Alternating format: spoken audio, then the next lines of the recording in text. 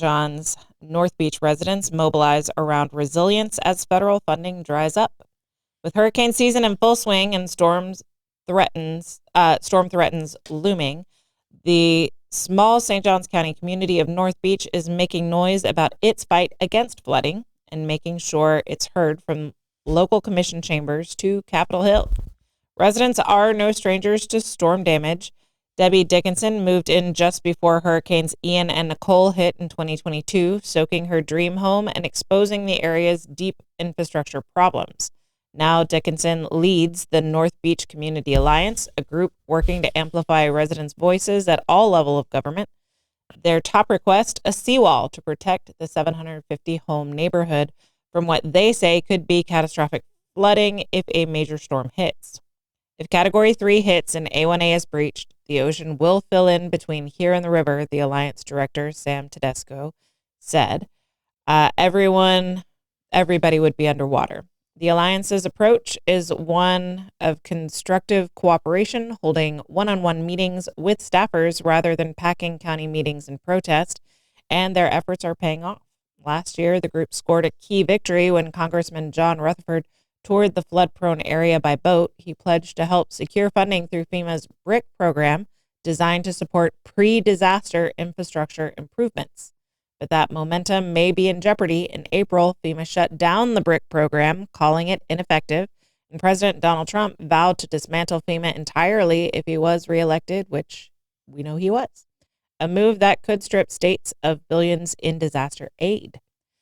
As for state-level support, the $8 million funding proposal backed by State Rep. Sam Greco and Senator Tom Leake failed to make it into the budget signed by Governor Ron DeSantis. With cost estimates of $7.3 million for a seawall and the most recent A1A fix taking 7 years and $14 million, local leaders say there's no quick fix to this problem. Even the idea of a special local tax faces resistance from property owners who don't flood, with Public Works Director Greg Caldwell noting, "Some people ask, what's the benefit to me?" For now, the community waits, stalled by funding, uncertainties, but united in purpose. Quote, "The coastal communities everywhere are facing this," Tedeschi said. "If you don't do anything, you risk losing everything." All right, so what are your thoughts on these efforts? All right, I'm going to try and handle this like as politically as I possibly can. Okay. If they get federal funding, that is great, and I'm happy for them, and I wish them the best, and I really don't want anyone to lose their house in any way, shape, or form. Absolutely. All right, but this person moved in after Matthew, after Irma, after a lot of destruction in that area, and ignored it. Yes. And acted like, oh, I didn't know. Okay, you should have known. Yeah. All right, there's historic challenges in that area. It's not and like your insurance proves that. It's not like 2006. Yeah. When it hadn't flooded in forever. Yeah. And you could have legitimately purchased the property at that point and not had recent evidence. But in 2022, the evidence of 2018 and 2019 showed that was no longer. And like I said, I don't want anyone to lose their home. No, absolutely not. We put a lot of money into beach renourishment. Yeah. Some of these, there is a special taxing district in that area already, and good for them for stepping up and saying, okay, we'll tax ourselves a little bit more and it doesn't affect us. That's showing some responsibility for your own. But like I said, if the money doesn't affect our ad valorem dollars, it doesn't affect the rest of the county who takes responsibility for protecting their own houses, then I'm rooting for them to get that money. But this one's a case. I mean, she moved in, and after several storms have already affected that area for years.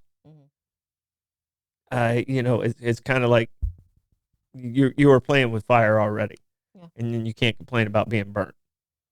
So, and hopefully I don't sound too insensitive about it, but it's not fair for the rest of us who protect our own home and come out of our own pocket to protect our own homes. Mm-hmm. It's not really our responsibility to protect theirs. Yeah. So, and like I said, I hope that doesn't sound too insensitive. I want them to, be successful in some of those, but it's not fair to ask your neighbors who's living in a house that's 1/3 the cost of yours to protect your house. Yeah.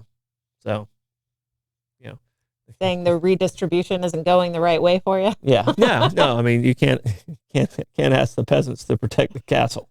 So historically, that is what happens. And that is what happens. So yeah. So I mean, it's. I get where they're coming from. I don't want to be insensitive because it's a lot of these people's life savings, and I mean they move into this area, and some of them are a little naive, but it's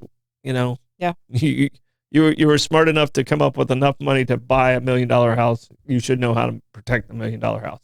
Yeah, I get where they're coming from, and I'm empathetic to it. I mean, it is a big ask for someone who bought away from the water or is, like you say, in a house that is also affected by water, but at a smaller tax bracket, I should say.